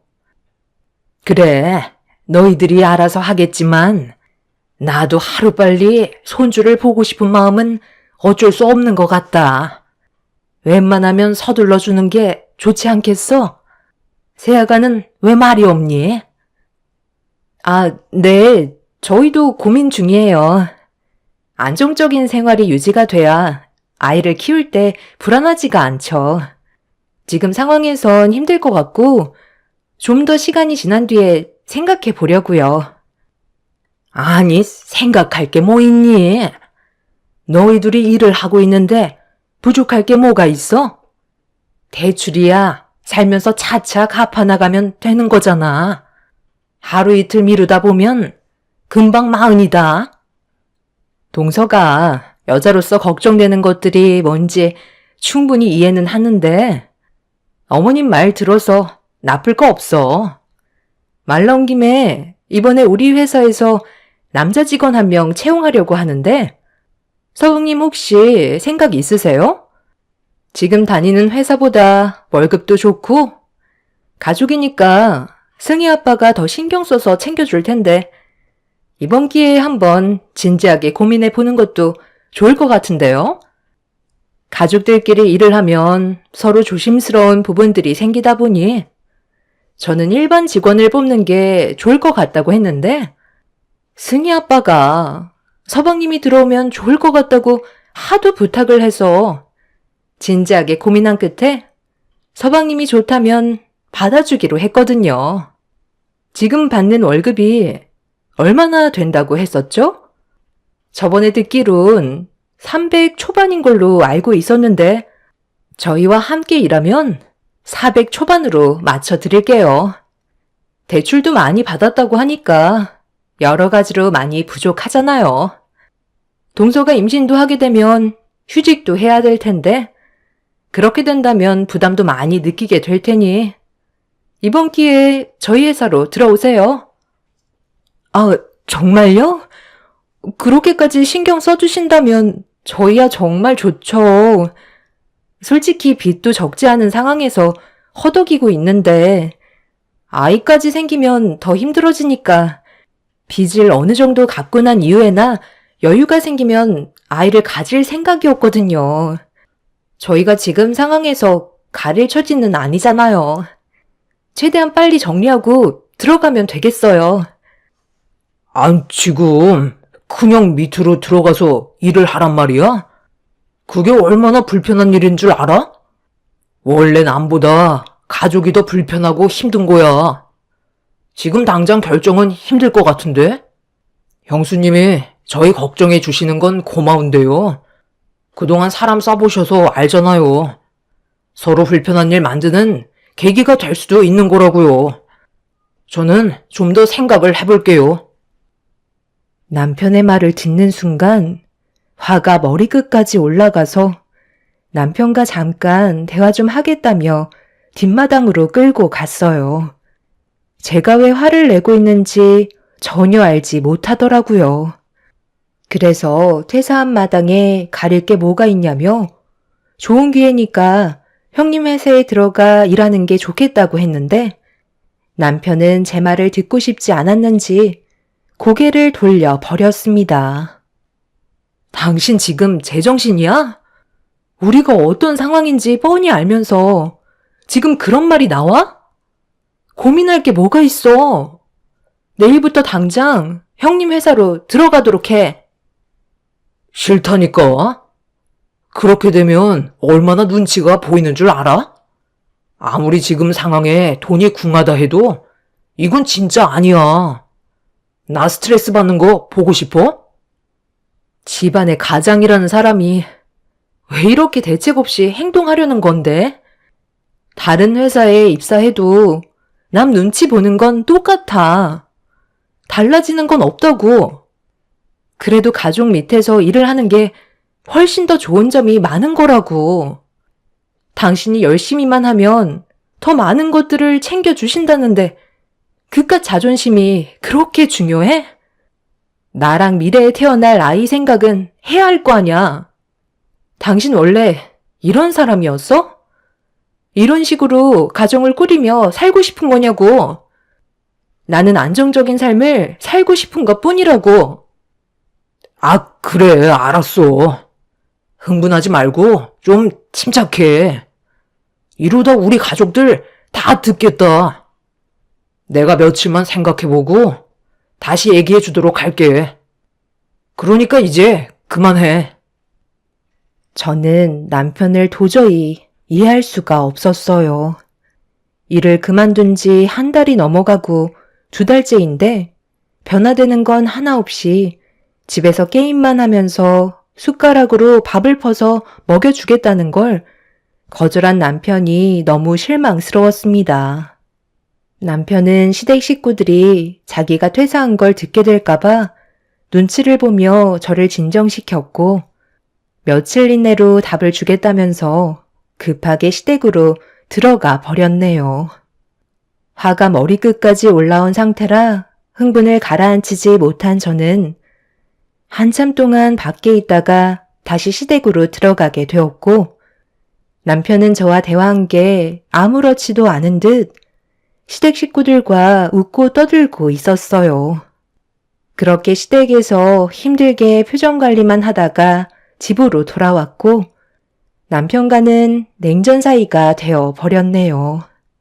며칠 이내로 결정을 해서 답을 주겠다는 말에 믿고 기다렸는데 저에게 아무런 말도 하지 않길래 다시 제가 물어보고 말았어요. 며칠 전에 나한테 답을 준다고 하지 않았어? 왜 아직까지 아무 말도 하지 않는 건데? 벌써 3일이나 지났다고. 당신 일하기로 결정 아직 못한 거야? 아, 그거? 얘기 벌써 끝났는데? 그냥 안 하기로 했어. 내가 원하는 일을 하는 게 훨씬 더 적합할 것 같거든. 그래야 오래 일을 하지. 형 밑에서 일을 하다가 체질에 안 맞아서 금방 그만두면 그게 더 손해잖아? 그러니까 나 믿고 조금만 기다려줘. 최대한 서둘러서 좋은 일자리 구해보도록 할게. 실망하지 않았지? 며칠간 고민하고 결정했다는 남편의 말 한마디는 저를 좌절시키고 말았어요. 그리고 그때 드는 생각이 이 사람과의 미래는 힘들 것 같다는 판단을 하게 되었고 어느 정도 마음의 정리가 되어가기 시작했어요. 함께 힘을 모아 앞으로의 인생을 열심히 살아가겠다는 의지를 보여주지 않는 사람과는 행복을 찾을 수 없을 것 같아 남편에게 마지막이라는 말과 함께 우리의 관계가 위태롭다고 하자 남편은 걱정하지 말라면서 제가 가지고 있는 걱정거리들을 전부 없애준다고 큰 소리를 쳤습니다. 그동안 함께했던 모든 날들을 정리할 마음으로 남편에게 주었던 기회이기 때문에 실망을 안겨주지 않길 간절히 바라고 있었습니다. 그날 이후 저에게 열심히 면접을 보러 다니고 있는 모습들을 꾸준하게 보여주었고 무엇을 하고 있는지 궁금해서 전화를 해보면 곧 면접을 보러 들어간다며 남편은 제 마음을 알아주기라도 한 듯 달라진 모습을 보여주기 시작했어요. 활동적으로 바뀐 모습에 굳어져 있던 제 마음이 조금씩 녹아내리고 있었는데 전화 한 통이 왔어요. 남편이 취업을 하게 됐다는 좋은 소식을 전해주었고 그동안 저 혼자 말 못할 무게를 감당해야 했던 날들이 너무 힘들었는지 눈물을 흘리고 말았습니다. 길고 길었던 고통 속에서 빠져나오니 제 마음도 자연스럽게 풀리게 되었고 남편은 새로운 일자리에서 열심히 일을 하게 되었네요. 비록 형님이 추천해 주신 일자리보다는 보수가 적었지만 그래도 남편이 일을 한다는 것만으로도 저에게는 너무나 큰 힘이 되어 주었어요. 그렇게 몇 달의 시간 동안 묵묵히 회사를 잘 다니던 남편과 다시 좋은 관계를 유지하며 지내오던 어느 날, 오래간만에 여유를 가지고 외식을 하고 있는데 몸에서 이상함을 감지하게 되었고 갑자기 찾아온 울렁거림에 당황해 외식이 끝난 뒤 집으로 돌아갈 때 혹시 몰라 임신 테스트기를 사서 집에 도착하자마자 화장실에 들어가 확인을 하게 되었죠. 이상했던 느낌은 예상대로 테스트기의 두 줄이 선명하게 찍힌 걸 볼 수 있었습니다. 화장실에서 나오자마자 남편에게 임신했다고 말을 하는 순간 기뻐 날뛴 남편은 앞으로 집안의 가장으로서 뱃속에 있는 아이의 아빠로서 가정을 지키기 위해 노력을 하겠다며 저를 안아 들었습니다. 달라진 남편의 모습이 저를 안심시켜 줬기 때문에 더욱더 책임감이 뒤따라 앞으로는 걱정이 없을 줄 알았어요. 계획하지 못했던 뱃속의 아이까지 찾아와 버렸으니 남편이 짊어져야 할 무게는 조금 더 무거워지게 되었죠. 그리고 임신 소식을 듣게 된 양가 집안에서는 저희 부부에게 축하한다며 많은 축복을 주셨고 시모는 임신한 제 손을 잡으며 간절하게 부탁 하나를 하셨어요. 아직 성별도 모르는데 아들 손자를 원하고 계셨습니다. 그건 제가 어떻게 할 수 있는 게 아니라고 설명을 드렸네요. 아들 손자 하나만 낳아주면 네가 해달라는 거 다 해줄 테니까 최대한 할 수 있는 방법은 다 동원해봐라. 처음엔 손녀가 참 이뻤는데 셰미가 손녀는 이제 지긋지긋하다. 나는 아들만 셋을 낳았는데 어떻게 된 게 며느리들은 하나같이 딸만 줄줄이 낳을 수가 있는 거야? 네가 내 마지막 희망이니까 아들 손자 한 번만 안겨줬으면 좋겠다. 그건 제가 노력해서 될 문제가 아니지만 최대한 노력은 해볼게요. 하지만 제가 만약 딸을 낳게 된다 해도 이뻐해 주실 거죠? 차별은 하지 말아주세요. 시모는 제가 질문한 말에 대해서는 아무 말도 없이 입을 닫으셨어요. 눈빛에선 절대적으로 아들을 낳아야 한다는 말을 하고 계셨습니다. 딸은 받아주지 않겠다는 시모의 마음이 저에게 전달이 되었죠. 임신을 했는데 여러 가지 복합적인 감정이 또 다른 걱정거리를 만들게 될 거라곤 예상하지 못했지만 50%의 확률이기 때문에 가족의 평화를 위해선 아들이었으면 좋겠다는 마음이 조금 더 크게 작용했던 것 같네요. 그렇게 시모의 사랑을 한 몸에 받으며 잘 지내오던 어느 날 몸이 점점 무거워지기 시작하면서 회사를 다니는 거에 어려움을 느끼기 시작했어요. 하루 종일 앉아서 일을 해야 되는 상황이라 불편한 점들이 많아지고 있었죠. 아이와 저를 위해 당분간 휴직계를 내야 할 것 같아 제 고민을 남편에게 털어놓으려 하는데 퇴근하고 들어온 남편이 흥분을 가라앉히지 못한 채 화를 내고 있었어요. 그런 모습을 본 저는 당황해서 무슨 일 때문에 그러는 거냐고 물어보자 남편은 또다시 회사에서 나왔다는 충격적인 말을 꺼내었네요. 뭐라고? 아니, 다닌 지 얼마나 됐다고 왜 또 퇴사를 하는 건데? 이제 겨우 6개월 지났다고. 웬만하면 그냥 다니지. 꼭 퇴사를 해야만 하는 이유가 있었던 거야? 아니, 사장이 내가 실수한 것도 아닌데 내 탓으로 돌리잖아. 그래서 억울하다고 하니까 잘못을 인정하지 않는다고 갑자기 화를 내는 거야. 정말 어이가 없어서 그냥 퇴사하겠다고 나와버렸어. 내가 뭘 그렇게 잘못했다고 직원들 보는 앞에서 나한테 쪽을 주냐고. 오래간만에 괜찮은 직장에 취직했는데 사장 눈만 아니면 계속 다닐 수 있었지만 어쩌겠소. 다른 일자리 알아봐야지. 그래도 6개월 정도 일했으니 어느 정도는 버틸 수 있잖아. 모아놓은 돈으로 잠깐만 생활하도록 하자. 당신 회사가 장난이야? 사장이랑 안 좋은 일이 있었어도 충분히 대화로 풀어나갈 수 있었잖아. 이제야 숨통이 트일만 하니까 또 일을 저질러? 당신 원래 이렇게 끈기 없는 사람이었어? 몇 달 있으면 뱃속에 있는 아이도 세상 밖으로 나오는데 불행만 안겨줄 거야? 왜 이렇게 철없이 구는 건데?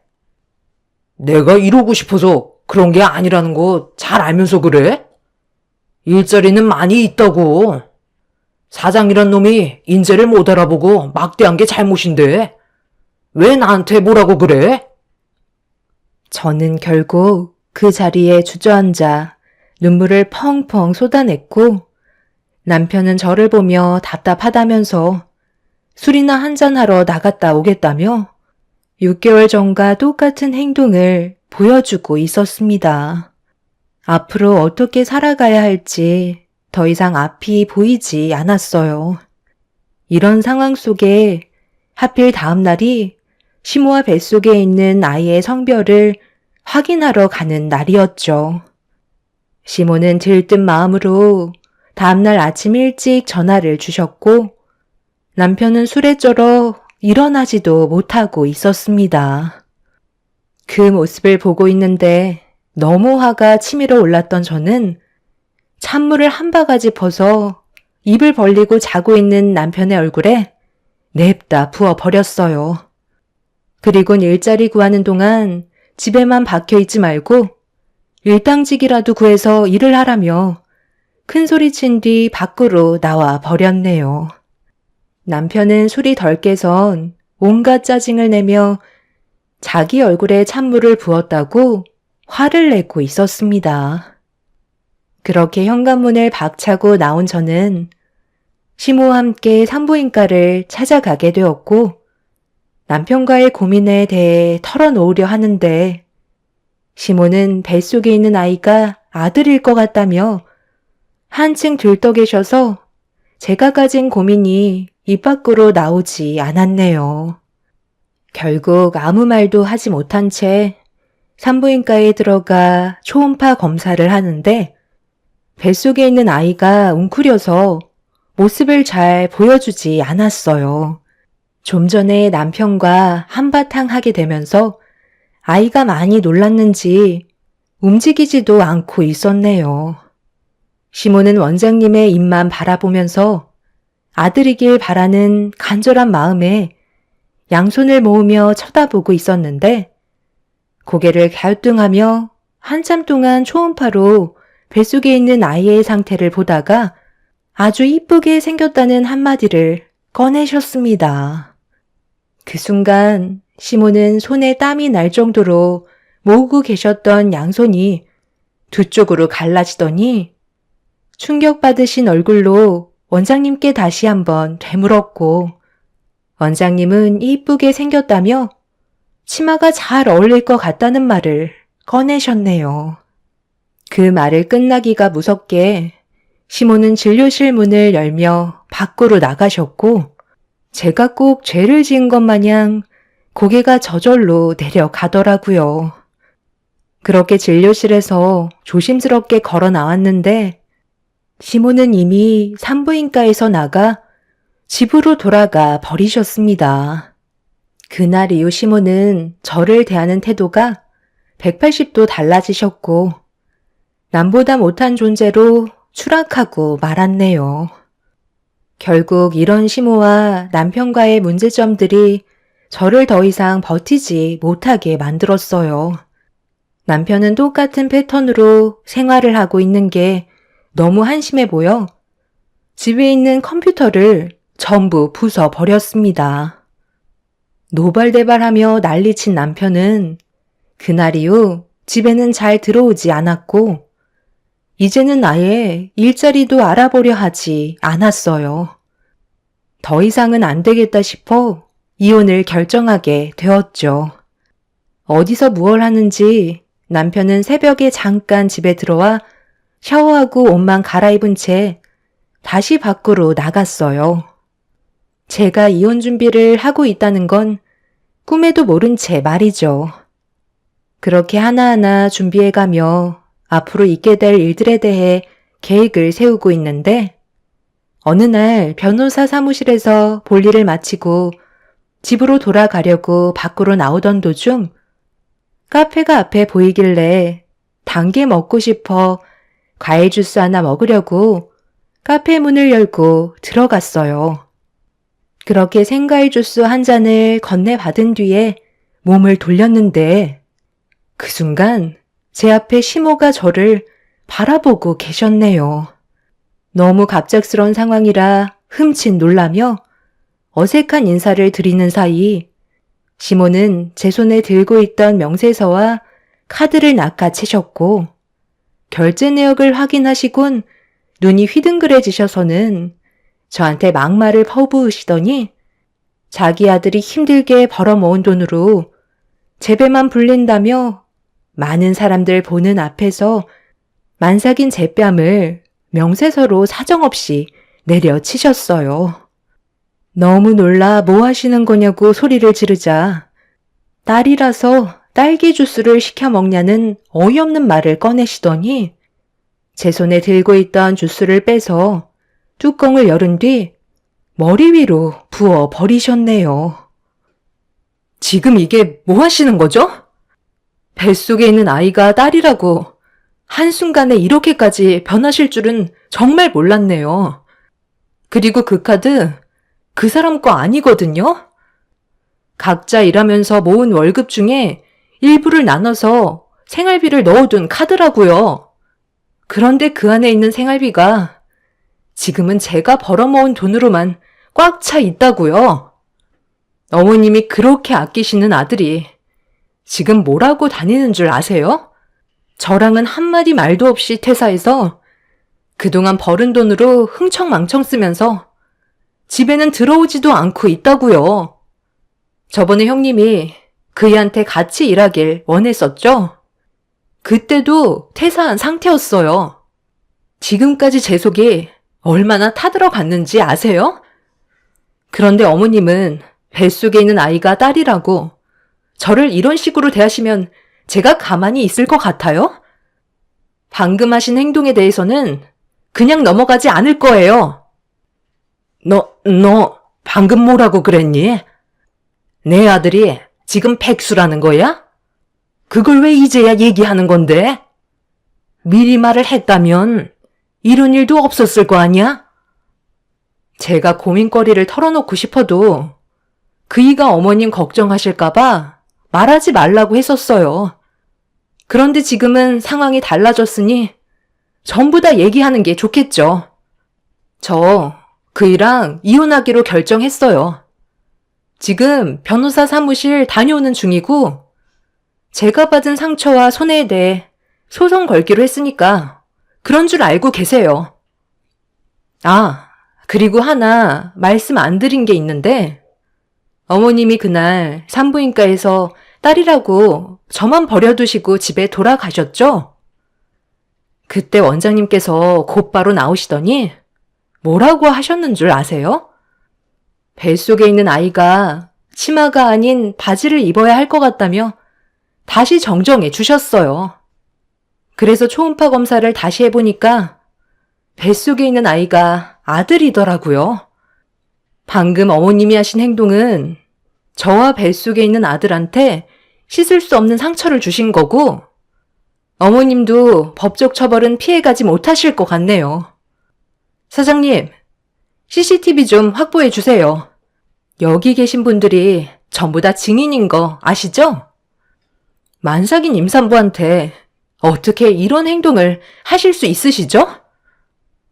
카운터에서 모든 상황을 지켜보신 사장님께선 진정하라며 저에게 얼음물을 건네주셨고 그걸 받자마자 시모의 얼굴에 뿌려버린 뒤 밖으로 나가려 하는데 남편이 어떤 여자와 손을 잡고 건물로 들어가더라고요.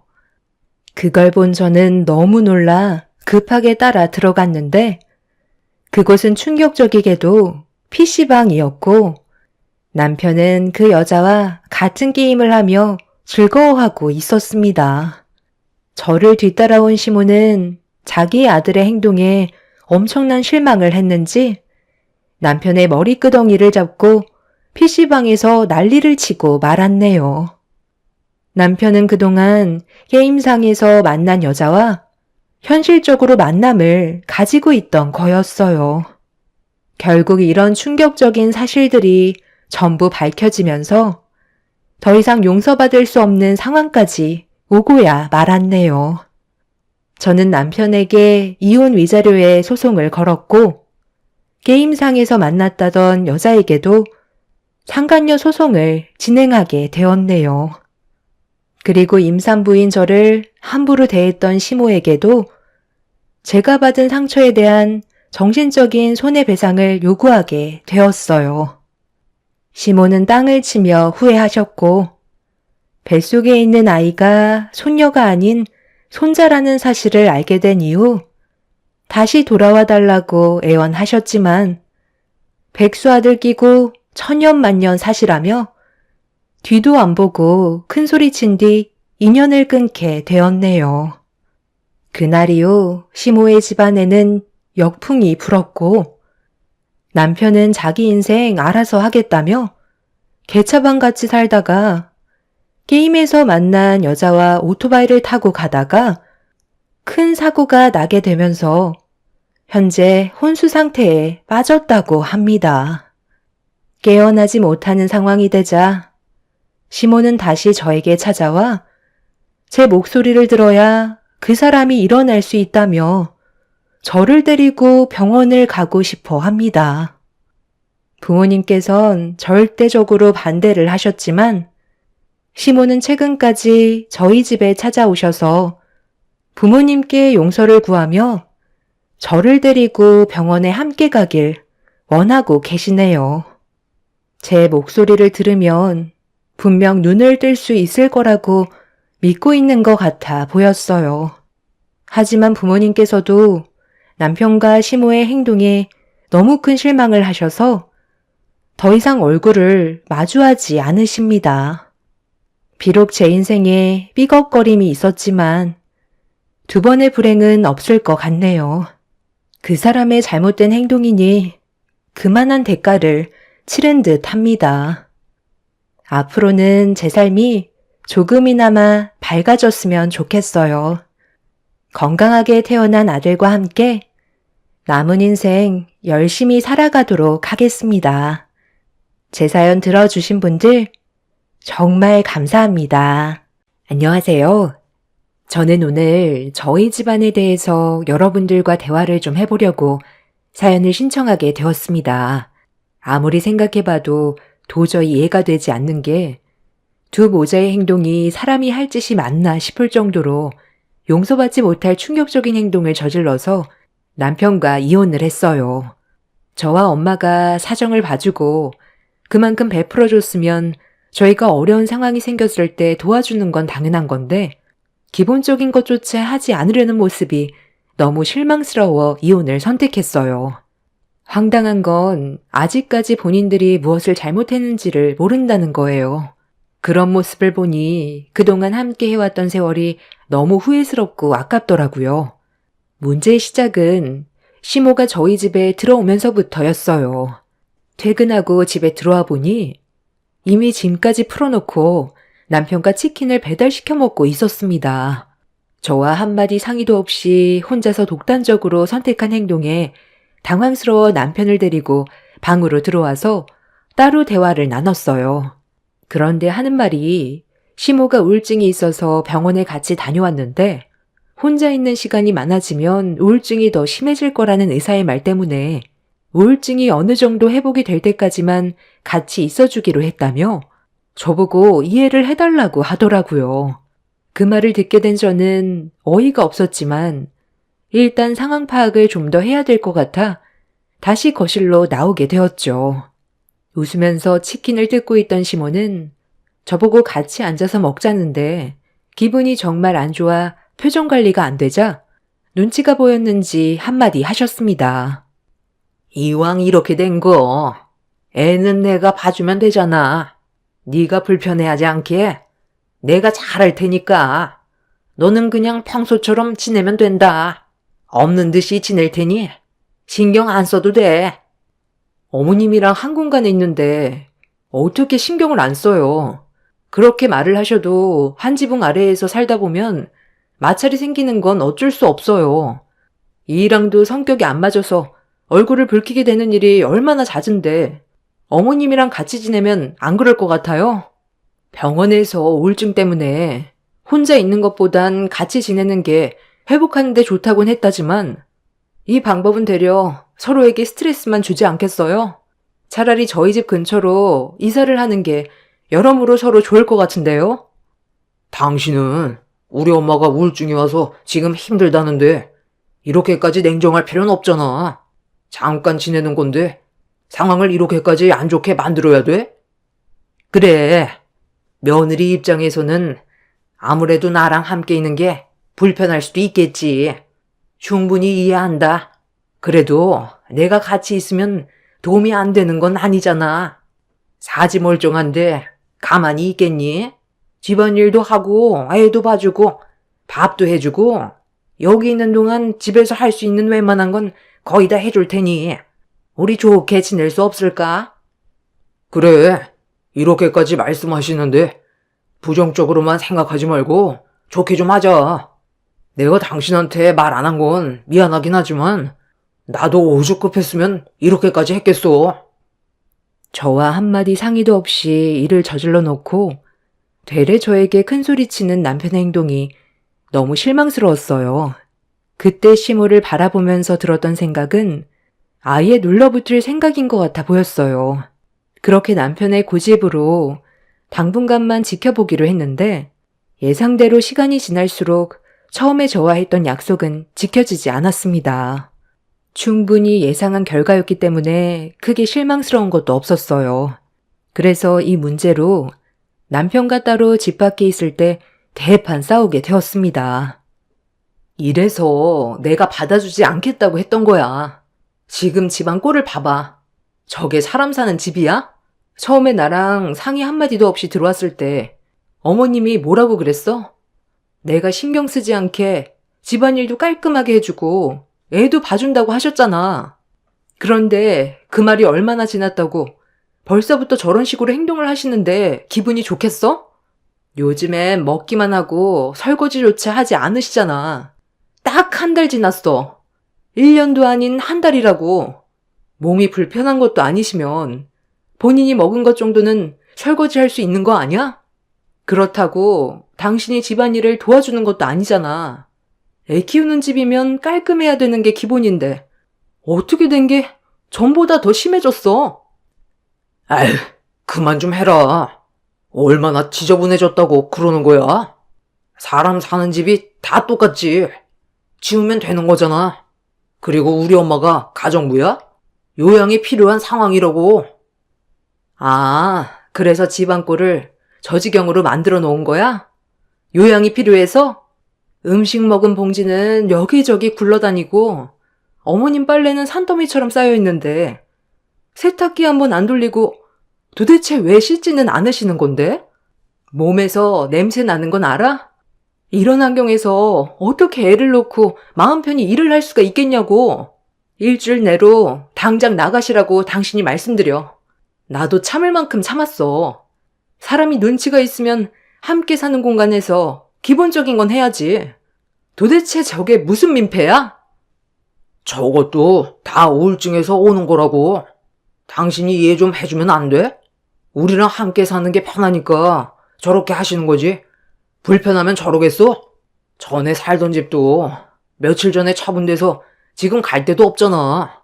우리 엄마가 아버지 돌아가시고 나서 얼마나 힘들어했는지 당신도 잘 알지?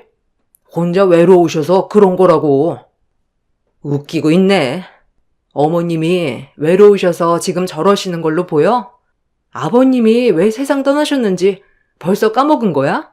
어머님이 아버님을 하도 못살게 굴어서 엄청 스트레스 받으셨던 거 몰라? 어머님이 지금 발톱을 숨기고 있는 거지? 아버님 살아계셨을 때 성격 당신도 모르는 거 아니잖아.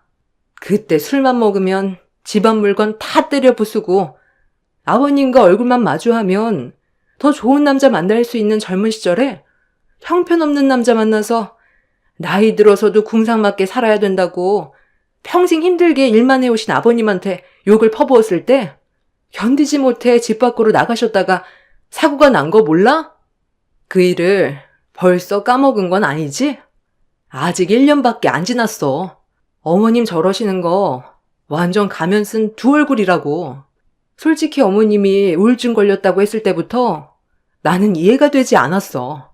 누구 때문에 아버님이 교통사고로 돌아가셨는데? 지난 일을 뭐하러 꺼내? 우리 엄마가 말을 안 해서 그런 거지. 속으론 그때 일을 후회하고 있을 거라고. 그러니까 당신도 그냥 좀 이해해주면서 살아.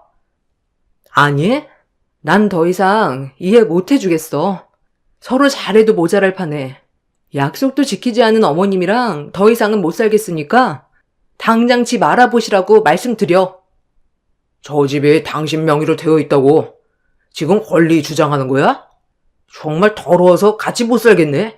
나도 너랑 같이 사는 게 편한 줄 알아? 지긋지긋하다고. 시간이 지날수록 시모 때문에 남편과의 관계에도 점점 금이 가기 시작했어요. 웬만하면 최대한 참고 넘어가려 했지만 집이 돼지우리 마냥 전혀 정리가 되지 않고 사람 사는 집안 꼴이 아니라서 저도 더 이상은 참기가 힘들었어요. 제가 봤을 때 시모는 우울증이 아니라 시부가 떠난 뒤 입이 근질거리고 괴롭힐 사람이 없어져서 저희 집에 온 걸로밖에 안 보일 정도로 하루하루가 지날 때마다 달라지는 모습들이 적응하는 게 힘들었습니다. 그렇게 남편과도 점점 더 안 좋은 관계가 되어가고 있는데도 시모는 이런 문제를 모르는 것도 아니면서 전혀 신경을 쓰지 않고 있었습니다. 그래서 그날 한바탕 난리를 쳤어요. 이번 달 안으로 집 알아보셔서 그만 나가주세요. 아무리 생각해봐도 이건 아닌 것 같아서요. 제가 지금까지 힘들게 이끌어온 이 가정을 무너뜨리고 싶지 않아요. 뭐라고? 나보고 지금 나가라는 거야? 아니, 내가 뭘 어쨌길래 나가라는 거니? 나도 이 집에 살면서 마음 편한 줄 알아? 그래도 내가 의지할 곳이 여기밖에 없으니까 붙어 있는 건데 어떻게 우울증 때문에 힘들어하는 나를 내칠 수가 있는 거니? 너희들 좀 전에 나갔다 오더니 싸우고 들어온 거야?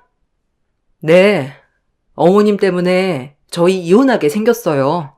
지금 집안 꼴을 보세요. 이게 사람 사는 집이에요? 돼지우리지? 저도 정말 많이 참고 있었거든요. 그런데 이젠 안 될 것 같아요. 더 이상은 못 봐드리겠어요. 어머님은 우울증이라면서 왜 약은 건들지도 않으세요? 저 약봉지들 보세요. 타놓기만 하지 한 번도 먹은 흔적은 없잖아요. 우울증은 그냥 하는 말이고 혼자 있는 게 심심하니까 빨래 해주고 밥 해주는 며느리 집에서 살고 싶어 우울증 핑계로 들어온 거잖아요. 아, 그만 좀 하라니까. 당신이 우리 엄마에 대해서 얼마나 안다고 그래? 지금 저 모습이 정상인 것 같아? 우울증은 감정 기복이 심하기 때문에 정상인 것 같이 보여도 속마음은 전혀 그렇지 않다고 그랬어. 당신이 그냥 좀 이해해주고 넘어가 달라고 했잖아. 서로 얼굴 붉히면서 살아가는 게 더 안 좋은 거 알면서 그래? 그러니까 얼굴 붉히지 않을 방법에 대해서 얘기해주고 있는 거잖아. 당신이 이러는 게 오히려 도움 안 되는 거 몰라? 당신이 근처로 집 알아봐 드려. 이게 아주 좋게 얘기하니까 시애미를 아주 우습게 보네.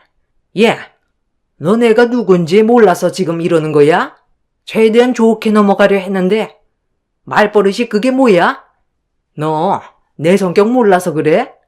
요즘 일이 잘 안 풀려서 기분이 상당히 안 좋은데 너까지 내 속을 뒤집어 놓니? 너는 집안의 가장이란 놈이 마누라한테 찍소리 못해서 잡혀 살기나 하고 집안 꼴 잘 돌아간다. 나는 평생 이 집에서 붙어 살 거니 그런 줄 알아라. 그리고 어느 시애미가 며느리 집에서 집안일을 하니? 막 나가는 시모의 말을 더 이상 듣고 싶지 않았던 저는 작은 방에 있던 시모의 짐을 챙겨 거실 밖으로 전부 꺼내 놓았어요. 막무가내인 시모와 제 편이 아닌 남편도 더는 보고 싶지 않아서 효자 아들 평생 끼고 살라며 남편의 옷들도 전부 거실 밖으로 던져버렸습니다. 두 모자는 저보고 뭐 하는 짓이냐며 얼굴을 붉히면서 저를 막아섰지만 이미 화가 머리끝까지 올라와 버린 상태라 더는 두 모자를 상대하고 싶지가 않았어요. 제 눈앞에서 사라져주는 게 제가 살아갈 수 있는 유일한 길이라고 판단했었기 때문에 남편과도 더 이상 함께 살고 싶지가 않았습니다. 두 모자는 분노한 저를 말렸고 저는 두 모자의 짐을 거실 밖으로 전부 빼내고 있는데 갑자기 제 핸드폰에 전화가 울리기 시작했어요. 핸드폰 벨소리에 잠깐 동안 흥분이 가라앉게 된 저는 연락이 온 번호를 보게 됐는데 엄마한테 전화가 왔길래 숨을 고른 뒤 안방으로 들어갔습니다. 보통은 낮에 전화 통화를 하지 늦은 저녁에는 연락을 하지 않는데 예고도 없이 전화가 와서 느낌이 좋지 않아 통화 버튼을 누르는 순간 저는 가슴이 철렁 내려앉았어요. 엄마가 병원에 있다는 말을 듣게 된 거였죠. 저희 집과 친정의 거리가 꽤 먼 편인데 엄마가 병원에 입원했다는 말을 들었을 때 조금의 고민도 하지 않고 바로 병원으로 향했어요. 두 모자도 저희 엄마가 병원에 입원했다는 말을 듣곤 뒤따라 오려 하길래 집 정리하고 애 좀 봐달라고 부탁했어요. 두 모자와 얼굴 붉히면서 싸우는 것보다 엄마의 건강 상태가 더 중요했었기 때문에 급하게 병원으로 향했고 그렇게 도착한 뒤 엄마의 몸 상태를 확인했는데 일어나지 못하시길래 어떻게 된 거냐고 여쭤보니 식당을 운영하시던 엄마가 갑자기 미끄러지면서 척추 압박 골절이 돼서 몇 달간 꼼짝없이 움직이지 않고 쉬어줘야 하는 상황이 생겨버렸어요. 다행히 뇌출혈이나 더 큰 사고로 이어지지 않았다는 건 정말 다행스러운 일이었지만 엄마 곁에서 간호해줄 사람이 없었기 때문에 제 도움이 필요한 상황이라 며칠 뒤 엄마를 모시고 집으로 들어왔어요. 저도 제가 결혼하기 전까지 엄마와 단둘이 살아왔었는데요. 저는 아빠의 존재 자체를 기억하지 못하고 살아왔어요. 워낙 어렸을 적에 사고로 돌아가셔서 엄마 혼자 저를 힘들게 키워주셨죠. 아빠랑 둘이서 장사하시던 식당을 떠나고 싶지 않으셔서 지금까지 한 곳에 계셨지만 워낙 식당 일을 오래 하셔서 몸에 문제가 하나둘 생기기 시작한 것 같습니다. 몇 달간 꼼짝없이 누워만 있어야 한다는 의사의 말에 엄마를 집으로 모신 뒤 두 모자에게 진지하게 부탁을 했어요. 당신이랑 어머님이 당분간 저희 엄마를 잘 좀 돌봐주셨으면 좋겠어요. 제 집에서 나가기 싫고 같이 지내고 싶다고 했으면 제가 부탁하는 것도 들어주셔야죠. 일방적으로 저만 희생하는 건 아니죠. 아까 전화통화로 이 사람한테 대충 설명했지만 저희 엄마가 몇 달간 허리 때문에 누워만 계셔야 되세요. 그래서 도움이 필요한데 어머님이 어차피 집에 계시잖아요? 집에서 놀고 먹기만 하지 마시고 이럴 때 서로 도와줘야 하지 않겠어요? 서로 얻는 게 있어야 균형이 맞는 거죠. 어머님은 혼자서 지내고 싶지 않아서 저희 집에 눌러 앉으셨으면 제가 부탁하는 걸 들어주는 건 당연하다고 생각해요. 서로 노력해야 잘 지낼 수 있지 않겠어요? 어려운 것도 아닌데 당연히 그렇게 해줘야지. 사돈이 아파서 어쩔 수 없이 온 건데 내가 안 도와주면 누가 도와주겠어? 나도 받은 만큼 베풀 줄 아는 사람이다. 우리 엄마의 도움이 필요할 때도 있다고 내가 얘기했었잖아. 네가 좀 이해해주고 넓게 생각하면 서로 잘 지낼 수 있다니까. 오늘 있었던 안 좋은 일은 그만 잊어버리고 앞으로 서로 좀 잘 좀 지내자. 하루 이틀 얼굴 볼 사이도 아니잖아. 우리 엄마가 당신 눈에 부족한 부분이 있어도 가족 일이라면 양팔 걷고 나서준다고. 걱정하지 말고 당신은 일에만 집중해. 엄마가 못하는 건 내가 뒤에서 또 챙겨줄 테니까 신경 쓰지 말고. 그럼 우리 이제 앞으로 잘 지내는 거다. 글쎄, 그건 앞으로 어떻게 하냐에 따라 달린 거겠지. 서로 원하는 걸 얻으려면 같이 잘해야 되는데, 당신이랑 어머님이 내가 부탁한 걸 잘해주지 않는다면 아마 오래가지 못할 거야. 그러니 앞으로는 제발 신경 좀 써줬으면 좋겠어. 어머님도 마찬가지예요. 제가 부탁하는 건 그냥 흘려듣지 마시고 노력 좀 해주세요. 그래, 알았다. 나도 눈치가 있는 사람인데 네가 2번이나 얘기했는데 전처럼 똑같이 행동하겠니? 그나저나 사부인께서 앞으로 2달 정도 요양을 해야 된다고?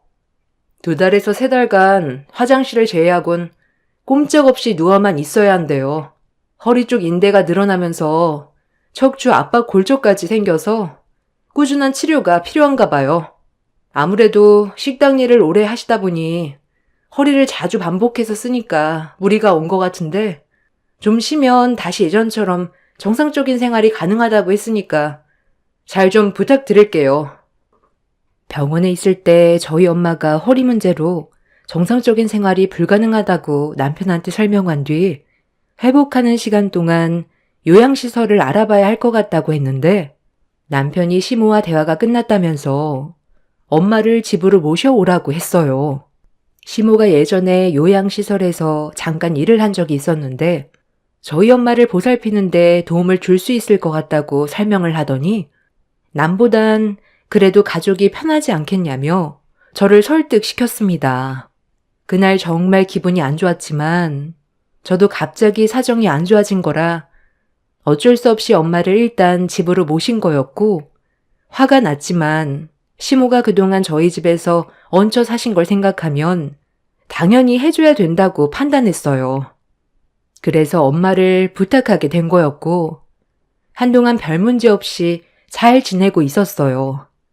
저희 집이 전원주택이라 방이 여유가 있어서 그래도 불편함 없이 같이 지낼 수 있긴 했었지만 신경이 쓰이는 건 어쩔 수 없었어요. 그래서 엄마한테 시모가 간호를 잘해주냐고 여쭤봤는데 많이 도와주고 있다면서 별 말씀이 없으시더라고요. 하필 엄마가 다치셨을 때 일이 한창 바쁜 시기라 제가 자리를 비울 수 있는 상황이 아니었어요. 그래서 엄마의 말을 믿을 수밖에 없었는데 어느 날 문제가 터졌습니다. 회사에서도 제가 현재 어떤 상황인지 알고 있어서 일이 바쁜데도 제대로 집중하지 못하는 걸 보곤 부장님께서 반차를 내주셨어요. 아무래도 제가 없는 그 시간 동안 어떤 일들이 벌어지는지 알 수 없기 때문에 엄마의 말만 믿고 있을 수 없어 중간에 한번 확인해 보고 싶어 부장님이 반차를 내주셨을 때 거절하지 않고 급하게 집으로 향했었죠. 엄마가 항상 저에게 2 모자가 잘 챙겨준다고 했지만 뭔가 느낌이 불안했어요. 그래서 불시에 집에 발을 들인 순간 경악할 장면이 눈앞에 펼쳐졌고 2 모자를 절대로 용서할 수 없었습니다. 조용히 문을 열고 집 안으로 들어갔는데 저희 엄마 방에서 시모의 말소리가 들리더라고요. 그런데 출근 중이어야 될 남편의 목소리가 들려오길래 느낌이 좋지 않아 문틈 사이로 방 안을 지켜봤는데 그때 시모가 누워있는 저희 엄마의 얼굴에 생선 대가리를 집어 던졌습니다. 그리곤 시모의 입에서 쏟아지는 막말에 저는 엄청난 충격을 받아 온몸이 떨려왔어요. 허리를 다쳐서 움직일 수 없는 거지. 손은 멀쩡하잖아요. 다 발라먹긴 했는데 잘 보면 뜯어먹을 게 몇 군데 보일 겁니다. 일단 그걸로 욕이나 좀 하세요. 엄마, 그래도 살도 없는 다 발린 생선 대가리를 장모님 얼굴에 던지는 건 좀 그렇지 않아요? 나중에 그 사람이 알면 노발대발 난리도 아닐 텐데. 사돈이 그럴 성격인 것 같아? 멀리 지방에서 지내는데 괜히 사돈 때문에 이 피해를 보고 있는 와중에 내가 지금 누구 때문에 이런 힘든 상황을 겪고 있는데 자기 딸에게 이런 일이 있었다고 일러 바치겠어? 그러는 순간 내가 며느리 가만둘 것 같아? 사돈, 상황 파악 잘하세요. 그리고 너는 어두육미라는 말도 모르니? 생선은 몸보다 머리가 맛있는 법이야. 뭐 하세요? 옆에 떨어진 조기머리 마저 뜯지 않고 이 집에서 사는 거 눈치 보여 죽겠는데 사돈 때문에 더 힘들어져서 제가 지금 기분이 상당히 안 좋거든요. 하필 타이밍도 참 거지 같네. 주식으로 돈을 다 말아먹어서 오갈 데도 없는 형편이 되어버렸는데 사돈 평간호나 하고 앉아있으니. 그러니까 내가 뭐라고 그랬어요? 집 처분한 걸로 우리 집 근처로 알아보라고 했는데 큰돈 좀 만져보겠다고 주변 사람들 말만 믿고 가지고 있던 전 재산 전부 다 날렸잖아요.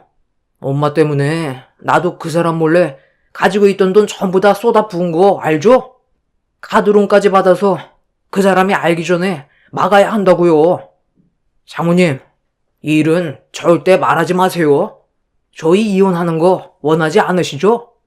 그 사람만 보려 하지 말고 어머님 손주도 생각을 하셔야죠. 니들이 인간이야? 내 딸은 밖에서 뼈 빠지게 일하고 있는데 너희들은 내 딸 등골이나 빼먹으려 들어? 내가 가만히 있을 것 같아? 사람은 항상 그 입이 문제야. 조용히 가만히나 있으면 중간이라도 가지. 입이 근질근질하죠? 그 입 좀 다물고 있으면 참 좋을 것 같은데.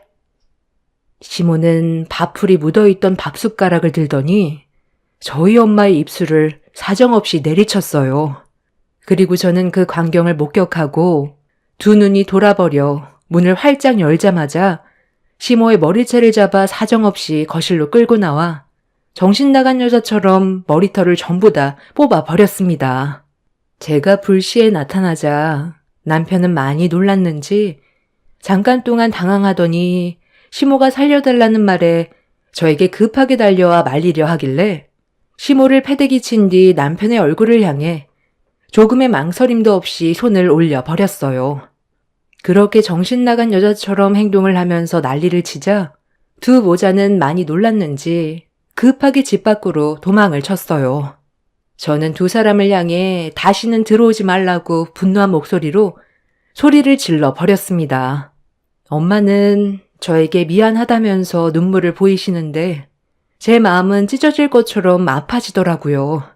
저 또한 엄마의 입술 주위에 묻어있는 밥풀과 옆에 떨어져 있는 다 발린 생선 대가리를 치우면서 눈물을 흘렸고 두 모자를 절대로 가만두고 싶지 않았습니다. 그날 엄마를 안정시켜드린 뒤 집안에 있던 두 모자의 물건들을 전부 다 빼서 집 밖으로 던져버렸어요. 하나도 빠짐없이 폐기 처분하고 있는데 두 모자가 급하게 도망을 치는 바람에 신발도 신지 못한 채 밖으로 나갔는지 제가 집어던진 신발을 주워 신고 천천히 저에게 다가와 말을 붙이려 하길래 현관문 앞에 있던 우산으로 남편을 향해 휘두르면서 이혼을 통보했습니다. 남편은 제 앞에서 갑자기 무릎을 꿇더니 모든 게 자기 잘못이라며 좀 전의 행동을 깊이 반성하고 뉘우친다고 했지만 이미 저는 남편에게 신뢰가 깨져버린 상태라 더는 아무 말도 듣지 않았습니다. 그런데 시모가 저에게 달려와 마음에도 없는 말을 하면서 용서를 구하기 시작했어요. 좀 전에 제가 들었던 주식으로 전 재산을 날려 오갈 데가 없다며 집을 구할 돈을 모을 때까지만이라도 사정을 봐달라고 하길래 다리를 잡고 있던 시모의 팔을 뿌리치며 대꾸조차 해주지 않았습니다. 더는 상대할 가치가 없는 인간들이라고 판단했고 동물보다 못한 존재로 판단을 내렸기 때문에 어떠한 말도 듣지 않았어요. 두 모자 행동을 어느 누가 용서할 수가 있겠어요. 남편은 이미 저 몰래 카드론 대출까지 받아 돌려막기까지 했다는 걸 들었기 때문에 제가 피해를 볼 수 없어 이혼을 선택했고 그렇게 서류에 도장을 찍은 뒤 재산 분할 중 제가 받을 위자료를 포함해서 더 받아낸 뒤 남편을 내쫓아 버렸습니다. 상대할 가치가 없는 인간들과 더는 엮이고 싶지 않아 어떠한 접근도 전부 다 차단을 했어요. 그렇게 6개월 정도 시간이 흐른 뒤 남편이 생활고에 많이 힘들었는지 시모 때문에 자기 인생을 망쳤다며 언성을 높이면서 다툰 적이 있었는지 두 모자가 몸싸움까지 벌였는데 남편이 시모를 밀치면서 뒤로 넘어짐과 동시에 상당히 큰 사고를 당했다고 저에게 도움의 손길을 요청했어요. 경추 신경의 손상으로 인해 시모가 전신마비 판정을 받게 되었습니다. 남편은 카드론 대출 때문에 생활고에 시달리고 있는데 시모가 사고로 인해 경추 손상 전신마비까지 와버려 상황은 더욱더 악화가 되었죠. 이 문제로 저희 집에까지 찾아와 도와달라고 했지만 저는 단호하게 거절을 했어요. 저와 엄마가 받았던 상처를 생각하면 아직까지도 화가 가라앉지 않는데 남편은 제 앞에 무릎을 꿇고 과거의 잘못된 행동에 대해 용서를 구하면서 오열을 했지만 저는 고개를 돌려버렸습니다. 남편은 자신의 잘못에 대해 후회를 하고 있는지 땅을 쳤지만 본인이 저지른 업보이니 어쩌겠어요. 받아들이면서 살아야 되겠죠. 좋은 관계로 만들어갈 수 있었던 부부 생활이 시모 때문에 한순간에 모든 게 무너져 내렸습니다. 왜 시부가 집을 뛰쳐나가셨는지 알 수 있겠더라고요. 시모도 본인의 행동에 대해 지금쯤 땅을 치고 있겠죠. 두 사람을 도와주지 않는 게 제가 할 수 있는 최고의 응징인 것 같네요.